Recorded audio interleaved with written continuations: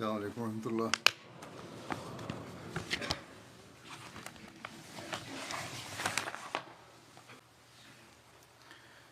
أشهد أن لا إله إلا الله وحده لا شريك له وأشهد أن محمدا عبده ورسوله أما بعد فأعوذ بالله من الشيطان الرجيم بسم الله الرحمن الرحيم الحمد لله رب العالمين۔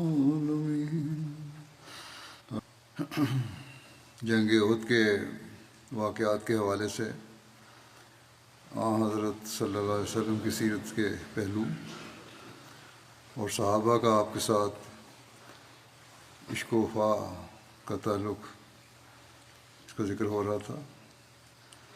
اس حوالے سے حضرت خارجہ بن زید کی شہادت کا بھی ذکر ملتا ہے۔ حضرت خارجہ نے غزوہ احد میں بڑی بہادری اور جبامردی سے لڑتے ہوئے شہادت کا رتبہ پایا۔ نیزوں کی زد میں آ گئے اور آپ کو 13 سے زائد زخم لگے۔ آپ زخموں سے نڈھال پڑے تھے کہ پاس سے صفوان بن امیہ گزرا، اس نے انہیں پہچان کر حملہ کر کے شہید کر دیا۔ پھر ان کا مسئلہ بھی کیا اور کہا کہ یہ ان لوگوں میں سے ہے جنہوں نے بدر میں ابو علی کو قتل کیا تھا، یعنی میرے باپ امیہ بن خلف کو قتل کیا تھا۔ اب مجھے موقع ملا ہے کہ ان اصحاب محمد صلی اللہ علیہ وسلم میں سے بہترین لوگوں کو قتل کروں اور اپنا دل ٹھنڈا کروں۔ اس نے حضرت ابن قوقل، حضرت خارجہ بن زید اور حضرت اوس بن ارقم کو شہید کیا۔ حضرت خارجہ اور حضرت سعد بن ربیع جو کہ آپ کے چچا زاد بھائی تھے، ان دونوں کو ایک ہی قبر میں دفن کیا گیا۔ روایت ہے کہ احد کے دن حضرت عباس بن عبادہ اونچی آواز سے کہہ رہے تھے کہ اے مسلمانوں کے گروہ، اللہ اور اپنے نبی سے جڑے رہو۔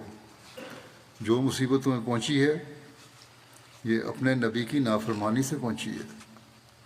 وہ تمہیں مدد کا وعدہ دیتا تھا لیکن تم نے صبر نہیں کیا۔ پھر حضرت عباس بن عبادہ نے اپنا خود اور اپنی زرہ اتاری اور حضرت خارجہ بن زید سے پوچھا کہ کیا آپ کو اس کی ضرورت ہے؟ خارجہ نے کہا نہیں، جس چیز کی تمہیں آرزو ہے وہی میں بھی چاہتا ہوں، یعنی شہادت۔ پھر وہ سب دشمن سے بھڑ گئے۔ عباس بن عبادہ کہتے تھے کہ ہمارے دیکھتے ہوئے اگر رسول اللہ صلی اللہ علیہ وسلم کو کوئی تکلیف پہنچی تو ہمارا اپنے رب کے حضور کیا عذر ہوگا؟ اور حضرت خارجہ یہ کہتے تھے کہ اپنے رب کے حضور ہمارے پاس نہ تو کوئی عذر ہوگا اور نہ ہی کوئی دلیل۔ حضرت عباس بن عبادہ کو سفیان بن عبد شمس سلمی نے شہید کیا اور خارجہ بن زید کو تیروں کی وجہ سے جسم پر 10 سے زائد زخم لگے۔ پھر ایک حوالے میں ہے کہ غزوہ احد کے دن حضرت مالک بن دخشم حضرت خارجہ بن زید کے پاس سے گزرے۔ حضرت خارجہ زخموں سے چور بیٹھے ہوئے تھے، ان کو 13 کے قریب مہلک زخم آئے تھے۔ حضرت مالک نے ان سے کہا کہ کیا آپ کو معلوم نہیں کہ حضرت محمد رسول اللہ صلی اللہ علیہ وسلم شہید کر دیے گئے ہیں؟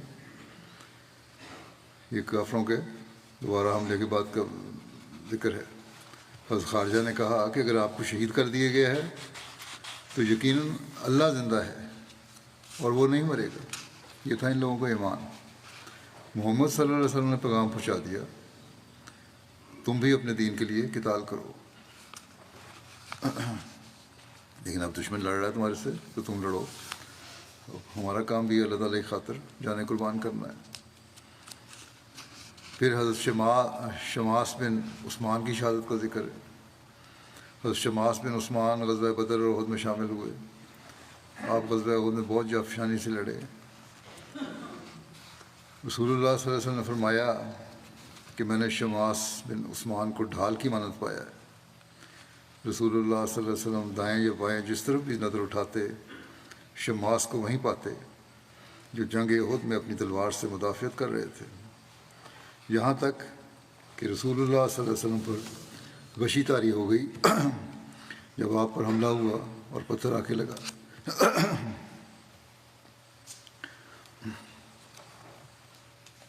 حضرت شماس نے اپنے آپ کو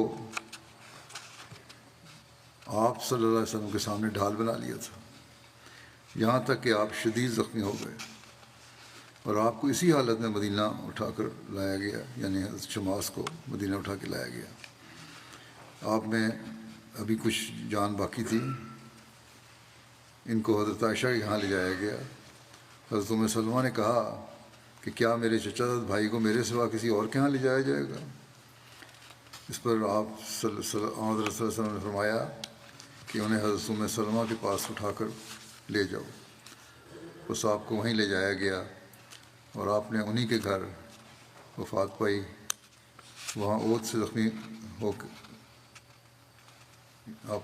ہو کے آئے تھے۔ پھر حضرت صلی اللہ علیہ وسلم کے حکم سے حضرت شماس کو مقام احد میں لے جا کر انہی کپڑوں میں دفن کیا گیا۔ 2 دن بعد وفات ہو گئی مدینہ میں، لیکن دفن ان کو احد میں جا کے کیا گیا۔ جب جنگ کے بعد آپ کو زخمی حالت میں اٹھا کر مدینہ لایا گیا تو وہاں 1 دن اور 1 رات تک زندہ رہے تھے، اور اس دوران کہا جاتا ہے کہ انہوں نے کچھ کھایا پیا نہیں، انتہائی کمزوری کی حالت تھی، بلکہ بے ہوشی کی حالت تھی۔ حضرت شماس کی وفات 34 سال کی عمر میں ہوئی تھی، نوجوان تھے۔ حضرت شماس بن عثمان کے بارے میں تاریخ نے ایسا واقعہ محفوظ کیا ہے جو ان کی حضرت صلی اللہ علیہ وسلم سے محبت کی ایک مثال بن گیا، اور اسلام کی خاطر قربانی کی اعلیٰ ترین معیار قائم کرنے کی بھی مثال ہے۔ جنگ احد میں جہاں حضرت طلحہ کے عشق و محبت کی داستان کا ذکر ملتا ہے کہ کس طرح انہوں نے اپنا ہاتھ حضرت صلی اللہ علیہ وسلم کے چہرے مبارک کے سامنے رکھا کہ کوئی تیر آپ کو نہ لگے، وہاں حضرت شماس نے بھی بڑا عظیم کردار ادا کیا۔ حضرت شماس حضرت صلی اللہ علیہ وسلم کے سامنے کھڑے ہو گئے اور ہر حملہ اپنے اوپر لیا۔ حضرت صلی اللہ علیہ وسلم نے حضرت شماس کے بارے میں فرمایا کہ شماس کو اگر میں کسی چیز سے تشبیہ دوں تو ڈھال سے تشبیہ دوں گا، کہ وہ احد کے میدان میں میرے لیے ایک ڈھال ہی تو بن گیا تھا۔ وہ میرے آگے پیچھے دائیں اور بائیں حفاظت کرتے ہوئے آخر دم تک لڑتا رہا۔ حضرت صلی اللہ علیہ وسلم جس طرف نظر ڈالتے آپ فرماتے ہیں شماس انتہائی بہادری سے وہاں مجھے لڑتے ہوئے نظر آتا۔ جب دشمن حضرت صلی اللہ علیہ وسلم کو حملے میں کامیاب ہو گیا اور آپ کو غشی کی کیفیت طاری ہوئی، آپ گر گئے، تب بھی شماس ہی ڈھال بن کر آگے کھڑے رہے، یہاں تک کہ خود شدید زخمی ہو گئے۔ اسی حالت میں انہیں مدینہ لایا گیا۔ حضرت ام سلمہ نے کہا یہ میرے چچا کے بیٹے ہیں، میں ان کی قریبی ہوں، رشتہ دار ہوں، اس لیے میرے گھر میں ان کی تیمارداری اور علاج وغیرہ ہونا چاہیے۔ لیکن زخموں کی شدت کی وجہ سے 1.5-2 دن بعد ہی ان کی وفات ہو گئی۔ حضرت صلی اللہ علیہ وسلم نے فرمایا کہ شماس کو بھی اس کے کپڑوں میں ہی دفن کیا جائے جس طرح باقی شہداء کو کیا گیا ہے۔ پھر حضرت نعمان بن مالک کا شہادت کا ذکر ہے۔ حضرت نعمان بن مالک غزوہ بدر اور احد میں شریک ہوئے اور غزوہ احد میں شہید ہوئے۔ انہیں صفوان بن امیہ نے شہید کیا تھا۔ ایک دوسری روایت کے مطابق حضرت نعمان بن مالک کو ابان بن سعید نے شہید کیا تھا۔ حضرت نعمان بن مالک حضرت مجزر بن ریاض اور حضرت عبادہ بن حساس کو غزوہ احد کے موقع پر ایک ہی قبر میں دفن کیا گیا تھا۔ حضرت نعمان بن مالک نے رسول اللہ صلی اللہ علیہ وسلم کے غزوہ احد کے لیے نکلتے اور آپ صلی اللہ علیہ وسلم کے عبداللہ بن ابی بن سلول سے مشورہ کے وقت عرض کیا کہ یا رسول اللہ، بخدا میں جنت میں ضرور داخل ہوں گا۔ بڑی تحدید سے فرما رہے ہیں، کہتے ہیں وسلم کو میں جنت میں ضرور داخل ہوں گا، آپ صلی اللہ علیہ وسلم نے فرمایا وہ کیسے؟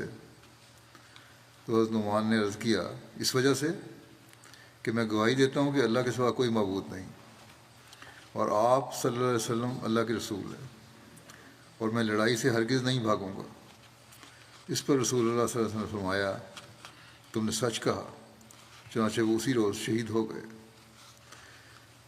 خالد بن ابو مالک جادی روایت کرتے ہیں کہ میں نے اپنے والد کے کتاب میں یہ روایت پائی کہ حضرت نعمان بن کوکل انصاری نے دعا کی تھی کہ مجھے تیری قسم اے میرے رب، ابھی سورج غروب نہیں ہوگا کہ میں اپنے لنگڑے پن کے ساتھ جنت کی سرسبزی میں چل رہا ہوں گا۔ چنانچہ وہ اسی روز شہید ہو گئے۔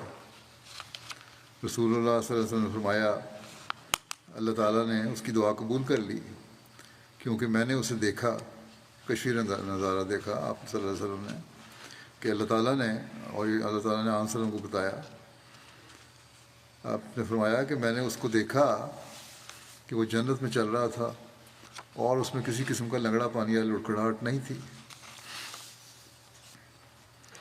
پھر حضرت ثابت بن دہدہ کا ذکر ہے۔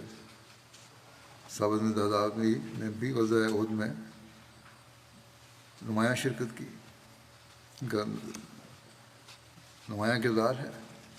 حضرت صلی اللہ علیہ وسلم کی شہادت کی خبر کے بعد مسلمانوں میں سے بعض نے کہا اب جب کہ رسول اللہ صلی اللہ علیہ وسلم شہید ہو گئے ہیں تو تم اپنی قوم کے پاس لوٹ چلو، وہ تمہیں امان دیں گے۔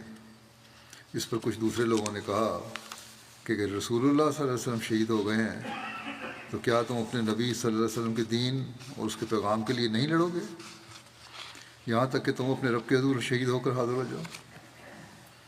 حضرت ثابت بن دہدہ نے انصار سے کہا اے انصار کے گروہ، اگر محمد صلی اللہ علیہ وسلم شہید ہو گئے ہیں تو اللہ تعالیٰ زندہ ہے، اسے موت نہیں آ سکتی، اپنے دین کے لیے قتال کرو، اللہ تعالیٰ تمہیں فتح و کامرانی عطا کرنے والا ہے۔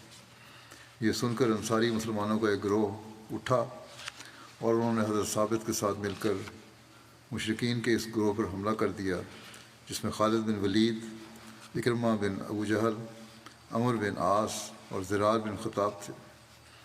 مسلمانوں کی اس چھوٹی سی جماعت کو حملہ کرتے دیکھ کر خالد بن ولید نے ان پر سخت جوابی حملہ کیا اور ثابت بن دہدہ اور ان کے انصاری ساتھیوں کو شہید کر دیا۔ ایک اور روایت میں بیان ہوا ہے کہ عبداللہ بن عمر ختمی کہتے ہیں ثابت بن دہدہ احد کے دن سامنے آئے اور مسلمان اس وقت منتشر اور پریشان حال تھے۔ یہ اونچی آواز میں پکارنے لگے کہ اے گروہ انصار، میرے پاس آؤ، میں ثابت بن دہدہ ہوں، اگر محمد صلی اللہ علیہ وسلم واقعی قتل ہو گئے ہیں تو اللہ زندہ ہے، وہ کبھی نہیں مرے گا، لہذا تم اپنے دین کی طرف سے لڑو، اللہ تمہیں غالب کرے گا اور تمہاری مدد کرے گا۔ چنانچہ ایک جماعت انصار کی ان کے پاس جمع ہو گئی، انصاری تھے یہ، اور وہ مسلمانوں کو اپنے ساتھ لے کر کفار پر حملہ کرنے لگے۔ ان کے مقابلے پر کافروں کا ایک سخت لشکر آیا جس میں ان کے سردار خالد بن ولید، عمر بن عاص، اکرمہ بن ابو جہل اور زرار بن خطاب تھے۔ یہ سب لوگ مل کر ان پر حملہ کرنے لگے۔ ثابت پر خالد بن ولید نے نیزے سے حملہ کیا اور نیزہ ان کے پار کر دیا۔ ثابت شہید ہو کر گر پڑے اور ان کے ساتھ اور جو انصار تھے وہ بھی شہید ہو گئے۔ اسی وجہ سے کہا جاتا ہے کہ اس دن سب مسلمانوں کے آخر میں یہی لوگ شہید ہوئے۔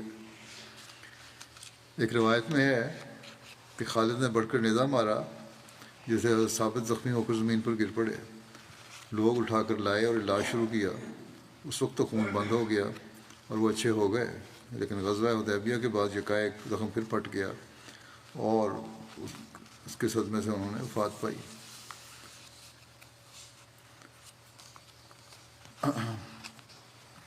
یہ بھی ایک روایت ہے۔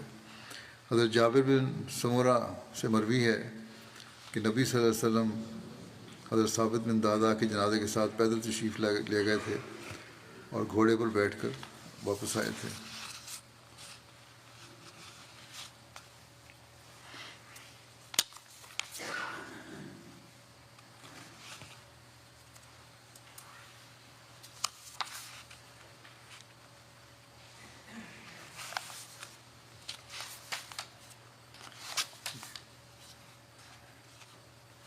اس روایت سے بھی لگتا ہے کہ جو یہ روایت ہے کہ غزوہ حدیبیہ کے بعد فتح نزدیک ہوئے تھے، یہ کمزور روایت لگتی ہے، اسی موقع پہ ہی شہید ہوئے تھے۔ ایک خاندان کے 4 افراد کی شہادت کے بارے میں ذکر ملتا ہے۔ ثابت بن وقش اور رفاع بن وقش دونوں بھائی احد کے دن شہید ہوئے تھے، اور ان کے ہمراہ ثابت بن وقش کے 2 بیٹے سلمہ بن ثابت اور عمر بن ثابت بھی شہید ہوئے تھے۔ عمر بن ثابت کا نام اسیرم بن بھی بیان ہوا ہے، اور ان سب کا تعلق انصار کے قبیلے بنو عبد الاشل سے تھا۔ رفاع بن وقش بوڑھے آدمی تھے۔ رفاع اور ثابت دونوں بھائیوں نے جنگ احد میں اکٹھے قتال کیا۔ رفاع کو خالد بن ولید نے شہید کیا۔ ثابت بن وقش کی شہادت کا واقعہ یوں بیان ہوا ہے، ابن اسحاق نے لکھا ہے کہ جس وقت رسول اللہ صلی اللہ علیہ وسلم احد کی جنگ کے لیے تشریف لے گئے تو ثابت بن وقش اور حسیل بن جابر، جن کا نام یمان تھا، اور یہ حذیفہ بن یمان کے باپ تھے، وہ دونوں عمر رسیدہ تھے اور اس قلعے میں سے تھے جس میں مسلمانوں کی عورتیں اور بچے حفاظت کے لیے پناہ گزین تھے۔ ان میں سے ایک نے دوسرے سے کہا کہ تم کس چیز کا انتظار کر رہے ہو؟ ہماری زیادہ عمر تو باقی نہیں رہی، اگر ہم آج نہ مرے تو کل ضرور مر جائیں گے، کیا ہم بھی اپنی تلواریں نہ اٹھائیں اور رسول اللہ صلی اللہ علیہ وسلم کو جا ملیں؟ شاید اللہ تعالیٰ ہمیں شہادت نصیب فرما دے۔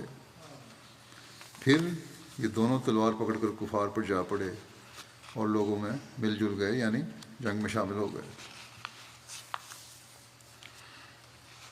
عمر بن ثابت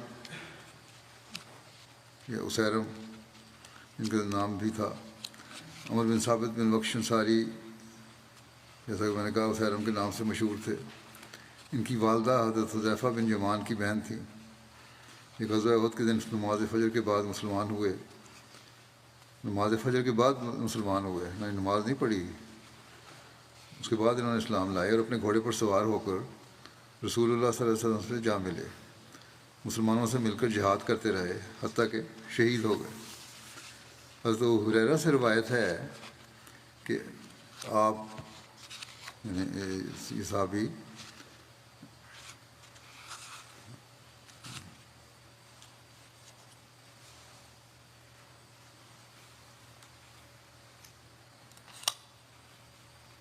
آپ نے صحابہ سے کہا کہ مجھے ایسے شخص کے متعلق بتاؤ جس نے کبھی نماز نہیں پڑھی اور وہ جنتی ہے۔ تو لوگوں کو اس کا علم نہیں تھا، آپ سے پوچھنے لگے کہ وہ کون ہے؟ تو آپ نے کہا کہ وہ اسیرم ہے، یعنی عمر بن ثابت۔ ایک روایت میں ہے کہ اسیرم اپنی قوم کے سامنے اسلام کا انکار کرتے تھے۔ جب غزوہ احد ہوا اور رسول اللہ صلی اللہ علیہ وسلم روانہ ہو چکے تھے، اسیرم کے سامنے اسلام کی حقیقت واضح ہو گئی تو انہوں نے اسلام قبول کر لیا۔ پھر اپنی تلوار لے کر اپنی قوم کے پاس آئے اور لوگوں میں جا گھسے اور جنگ کرنے لگے، یہاں تک کہ زخموں نے انہیں ڈھال کر دیا۔ اسی اثناء میں بنو عبد الاشل کے لوگ اپنے شہداء کی لاشیں تلاش کر رہے تھے کہ اچانک ان پر نظر پڑی، حیران ہو کر کہنے لگے یہ تو اسیرم ہے، لیکن یہاں اسے کون لایا؟ ہم تو اسے چھوڑ کر آئے تھے کہ وہ اسلام سے انکاری ہے۔ پھر انہوں نے ان سے پوچھا اے اسیرم، تم یہاں کیسے پہنچے؟ کیا اپنی قوم کی غیرت کی وجہ سے یا اسلام میں رغبت کی وجہ سے؟ انہوں نے کہا کہ اسلام میں رغبت کی وجہ سے، یعنی کہ اسلام کو میں نے سچا مانا ہے اس لیے میں آیا ہوں۔ میں اللہ پر اور اس کے رسول صلی اللہ علیہ وسلم پر ایمان لا کر مسلمان ہوا ہوں اور اپنی تلوار لے کر رسول اللہ صلی اللہ علیہ وسلم کی معیت میں لڑتا رہا یہاں تک کہ میری یہ حالت ہو گئی جو تم لوگ دیکھ رہے ہو۔ پھر انہیں لوگوں کے ہاتھوں میں دم توڑ دیا۔ نبی کریم صلی اللہ علیہ وسلم سے اس کا تذکرہ ہوا تو آپ صلی اللہ علیہ وسلم نے فرمایا کہ وہ جنتی ہے۔ میں وہاں پہلے جو رک گیا تھا اس لیے کہ آپ نے فرمایا کہ وہ جنتی ہے، وہاں رضی اللہ عنہ لکھا ہوا تھا، حالانکہ صلی اللہ علیہ وسلم لکھنا چاہیے تھا، تو غلط فہمی ہو رہی تھی، کسی صحابی نے نہ کہا ہو۔ لیکن بہرحال اس سے واضح ہو جاتا ہے کہ حضرت صلی اللہ علیہ وسلم نے فرمایا کہ وہ جنتی ہے۔ اور پہلی جو روایت ہے وہ بھی درست اس لحاظ سے لگتی ہے کہ بغیر نمازیں پڑھے جو جنت میں چلا گیا وہ یہ ہے، آخری وقت میں آئے اور شہادت کا رتبہ پایا۔ اس خاندان کے چوتھے شہید حضرت سلمہ بن ثابت تھے۔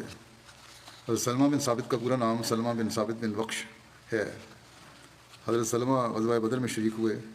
غزوہ احد میں ابو سفیان نے حضرت سلمہ بن ثابت کو شہید کیا تھا۔ حضرت سلمہ کے والد حضرت ثابت بن وقش اور چچا حضرت رفاع بن وقش اور ان کے بھائی حضرت عمر بن ثابت بھی غزوہ احد میں شہید ہوئے تھے۔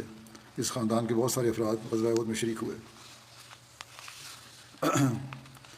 مخیرق یہودی تھا اور بنو نذیر میں سے تھا۔ محمد بن عمر اسلمی اس نے ذکر کیا کہ یہ اسلام لے آیا تھا، اور بعض نے کہا کہ یہ بنو قینقاع میں سے تھا، بعض کے نزدیک یہ بنو ثعلبہ بن فتیون میں سے تھا، یہ یہود کے بڑے علماء میں سے تھا۔ اس نے رسول اللہ صلی اللہ علیہ وسلم کو آپ صلی اللہ علیہ وسلم کی صفات اور اپنے علم سے پہچان لیا تھا، لیکن اس پر اپنے دین کی محبت غالب رہی، ایمان نہیں لایا۔ ہفتے کے دن اس نے کہا کہ اے یہود کی جماعت، اللہ کی قسم تم جانتے ہو کہ محمد صلی اللہ علیہ وسلم کی مدد کرنا تم پر حق واجب ہے۔ یعنی کہ جمعے کو روانہ ہوا تھا نا لشکر کوٹ پہ، اس نے ہفتے کو اگلے دن کہا۔ انہوں نے کہا کہ آج سبت کا دن ہے۔ اس نے کہا، لوگوں نے کہا کہ آج تو سبت کا دن ہے، آج تو کوئی جنگ والی بات نہیں۔ اس نے کہا تمہارے لیے کوئی سبت نہیں۔ پھر اپنی قوم کے لوگوں کو کہا کہ اگر میں آج قتل ہو گیا تو میرا مال محمد صلی اللہ علیہ وسلم کا ہوگا، وہ جو چاہیں اس میں تصرف کریں۔ پھر اپنے ہتھیار تھام کر چل پڑا۔ جب لڑائی ہوئی تو یہ لڑتے ہوئے شہید ہو گیا۔ تو رسول اللہ صلی اللہ علیہ وسلم نے فرمایا مخیرق یہود میں سب سے بہتر ہے۔ ایک روایت میں ہے کہ رسول اللہ صلی اللہ علیہ وسلم نے فرمایا کہ مخیرق یہود میں سے سبقت لے گیا، اور سلمان اہل فارس میں سے سبقت لے گیا، اور بلال اہل حبشہ میں سے سبقت لے گیا۔ ایک سیرت نگار نے مخیرق کے بارے میں لکھا ہے کہ ایک رائے یہ ہے کہ اس نے اسلام کی خاطر کفار سے لڑتے لڑتے اپنی جان قربان کر دی، اور آن حضرت صلی اللہ علیہ وسلم کی زبان مبارک سے اس کے حق میں توصیفی کلمات جاری ہوئے۔ اس کی بنا پر متعدد سیرت نگاروں اور تاریخ دانوں نے مخیرق کو مسلمان گردانا ہے، جن میں ابن ہشام، سہیلی، ابن حجر، ابن کثیر، بلازری، قاضی ایاز اور امام نووی اور دیگر شامل ہیں۔ پھر حضرت عبداللہ بن جاش کا ذکر ہے۔ تاریخ میں لکھا ہے کہ خدا اور اس کے رسول کی محبت نے ان کو تمام دنیا سے بے نیاز کر دیا تھا۔ انہیں اگر کوئی تمنا تھی تو صرف یہ کہ جان عزیز کسی طرح راہ خدا میں نثار ہو جائے۔ چنانچہ ان کی یہ آرزو پوری ہوئی، اور مجدہ فی اللہ یعنی خدا کی راہ میں کان کٹا، اس کے نام سے ان کے نام کا امتیازی نشان ہو گیا۔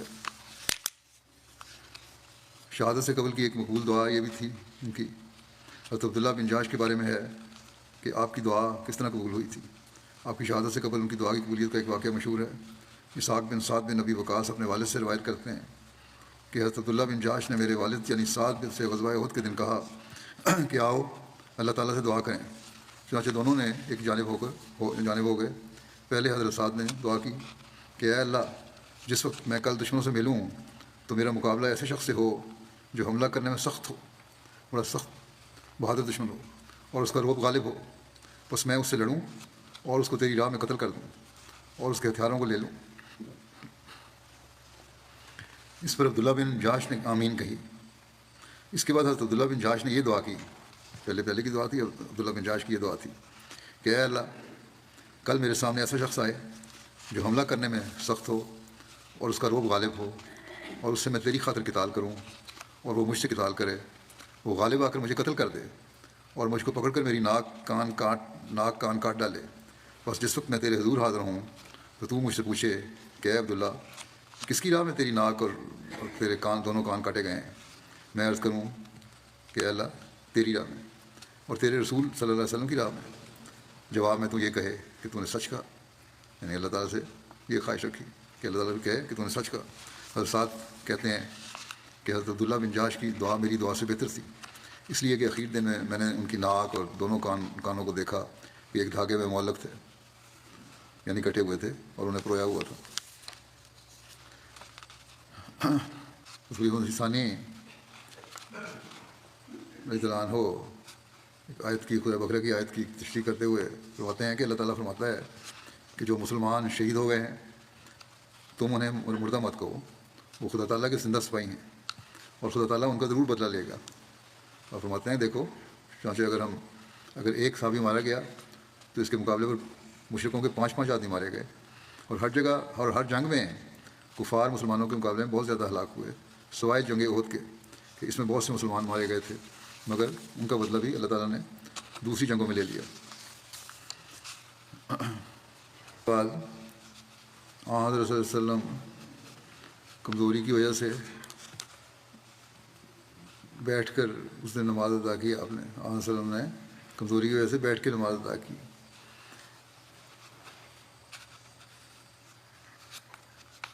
اور یہ نماز جو ادا کی وہ زور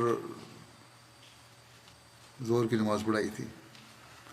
آپ کے پیچھے صحابہ نے بھی بیٹھ کر ہی نماز پڑھی. آپ کیونکہ بیٹھ کے نماز پڑھا رہے تھے, صحابہ نے بھی بیٹھ کے نماز پڑھی, کھڑے نہیں ہوئے پیچھے. لکھنے والے لکھتے ہیں کہ غالباً یہ نماز دشمن کے واپس چلے جانے کے بعد پڑھی گئی. جہاں تک کہ صحابہ کے بھی بیٹھ کر نماز پڑھنے کا تعلق ہے تو انہوں نے ایسا اس لیے کیا تاکہ امام اور مقتدی کی نمازوں میں یکسانیت رہے. اس کے بعد یہ حکم منسوخ ہو گیا, یعنی ضروری نہیں مقتدی کھڑے ہو کر پڑھ سکتے ہیں نماز. یا یہ صورت ہوگی, یہ بھی بیان کیا جاتا ہے, اندازہ ہے لکھنے والے کا, کہ جن لوگوں نے بیٹھ کر نماز پڑھی وہ بھی زخمی ہی ہوں گے. اور چونکہ اکثریت زخمی صحابہ کی تھی جنہوں نے بیٹھ کر نماز پڑھی, اس لیے یہ لفظ استعمال کیے گئے کہ مسلمانوں نے بیٹھ کر نماز پڑھی. یعنی ان میں کھڑے ہو کر نماز پڑھنے والے بھی تھے, مگر صرف وہ لوگ تھے جو زخمی نہیں تھے, اور ایسے لوگوں کی تعداد بہت کم تھی. اکثریت زخمیوں کی تھی, لہذا اکثریت کا لحاظ کرتے ہوئے سب مقتدیوں کے بارے میں ہی کہہ دیا گیا ہے کہ مقتدیوں نے بیٹھ کر نماز پڑھی ہے. سیرت الحلبیہ کا یہ حوالہ ہے. شہدائے احد کی تعداد کے بارے میں بھی ذکر ہے. جہاں تک غزوہ احد میں مسلمان شہداء کی تعداد کا تعلق ہے تو اکثر علماء کا قول یہ ہے کہ اس دن کل مقتولین کی تعداد 70 تھی, جن میں سے 4 مہاجرین میں سے تھے, جن کے نام یہ ہیں حضرت حمزہ, حضرت مصعب, حضرت عبداللہ بن جاش اور حضرت شماس بن عثمان. سنن ابن ماجہ میں بیان ہے کہ حضرت ابن عباس بیان کرتے ہیں کہ غزوہ احد کے شہداء کو رسول اللہ صلی اللہ علیہ وسلم کی خدمت میں لایا جاتا اور آپ صلی اللہ علیہ وسلم 10 شہداء کا جنازہ پڑھتے, اور حضرت حمزہ کی میت آپ صلی اللہ علیہ وسلم کے پاس ہی موجود رہی, جبکہ باقی شہداء کو لے جایا جاتا. ہو سکتا ہے اس میں بھی ان کو غلط فہمی لگی ہو. سنن ابو داؤد ہی کی ایک روایت میں ہے کہ انس بن بیان کرتے ہیں کہ رسول کریم صلی اللہ علیہ وسلم سوائے حضرت حمزہ کے اور کسی شہید کا جنازہ نہیں پڑھا. سنن ترمذی کی روایت میں ہے کہ حضرت انس بن مالک بیان کرتے ہیں کہ رسول اللہ صلی اللہ علیہ وسلم نے غزوہ احد کے شہداء کا جنازہ نہیں پڑھا. اکثریت یہی ہے کہ نہیں پڑھا گیا. سیرت ابن ہشام اور سیرت حلبیہ میں لکھا ہے کہ حضور صلی اللہ علیہ وسلم نے احد کے شہداء کا جنازہ اس طرح ادا کیا کہ سب سے پہلے حضرت حمزہ کی نماز جنازہ ادا کی گئی. آپ نے نماز جنازہ میں 7 تکبیرات کہیں. سیرت حلبیہ کے مطابق 4 تکبیریں کہیں. اس کے بعد باقی شہداء کو ایک ایک کر کے لایا جاتا اور حضرت حمزہ کی میت کے ساتھ رکھا جاتا, اور آپ ان دونوں کی نماز جنازہ ادا فرماتے. اور اس طرح تمام شہداء کی نماز جنازہ 1 بار اور حضرت حمزہ کی نماز جنازہ 72 بار اور بعض کے نزدیک 92 بار ادا کی گئی.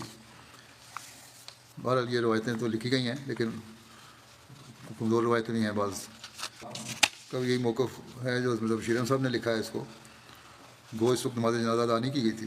یہ تو واضح ہے, روایتیں اسی حق میں ہے کہ نماز جنازہ احد کے شہداء کی ادا نہیں کی گئی تھی. آپ نے بھی یہی لکھا ہے کہ نماز جنازہ ادا نہیں کی گئی تھی. لیکن بعد میں زمانہ وفات کے قریب, جب حضرت صلی اللہ علیہ وسلم کا زمانہ قریب آیا وفات کا, حضرت صلی اللہ علیہ وسلم نے خاص طور پر شہداء احد پر جنازے کی نماز ادا کی اور بڑے درد دل سے ان کے لیے دعا فرمائی. تو یہ بھی کچھ اور ذکر بھی ہیں اس کے, ہوں گے باقی انشاءاللہ. دنیا کے جو حالات ہیں اس کے بارے میں بھی کچھ کہہ دوں. جنگ کی آگ تو اب پھیلتی جا رہی ہے. انسانیت کے تباہی سے بچنے کے لیے بہت دعاؤں کی ضرورت ہے, اور احمدی اگر حقیقت میں صحیح طرح دعا کریں تو اس کے لیے کچھ کر سکتے ہیں. اسرائیلی حکومت ہے, وہ اپنی ڈٹائی پہ تلی ہوئی ہے. ہر بات پہ وہ اپنا کوئی نہ کوئی بہانہ ادھر تلاش کر کے بیان کر دیتے ہیں کہ یہ وجہ ہوئی اس نے ہم نے یہ کیا, اور کسی بات کو, کسی بھی عقل کی بات کو ماننے کو تیار نہیں. باقی حکومتیں ہیں دنیا کی جو طاقتور, ان کی مرضی ہے یا ان کو بھی کچھ کا خوف ہے اسرائیل کا, اور وہ جو بھی اسرائیلی وزیر اعظم یا ان کی حکومت بیان دیتی ہے, یہ پہلے اپنا بیان اس بات پہ دیتے ہیں کہ جنگ بندی ہونی چاہیے, ظلم بند ہونا چاہیے, اس کے بعد جو وہ بیان دے دیں تو اس پر ساتھ کر دیتے ہیں. اللہ تعالیٰ مسلمانوں پر بھی رحم فرمائے اور ان کو بھی خدا تعالیٰ کی طرف جھکائے. یہی ایک رستہ ہے جس کی بنا میں آ کے یہ لوگ اپنے دنیا و آخرت سنوار سکتے ہیں. اللہ تعالیٰ ان پر رحم کرے اور ہمیں بھی دعاؤں کی توفیق عطا فرمائے اور ہم کو بھی رحم فرمائے. الحمد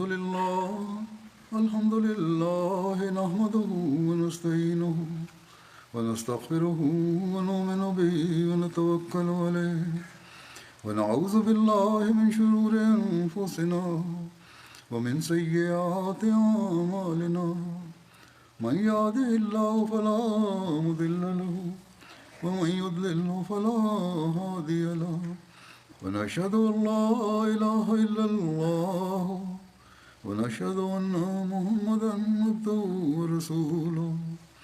عباد الله رحمكم الله إن الله يأمر بالعدل والإحسان وإيتاء ذي القربى وينهى عن الفحشاء والمنكر والبغي يعظكم لعلكم تذكرون. اذكروا الله يذكركم وادعوه يستجب لكم ولذكر الله أكبر.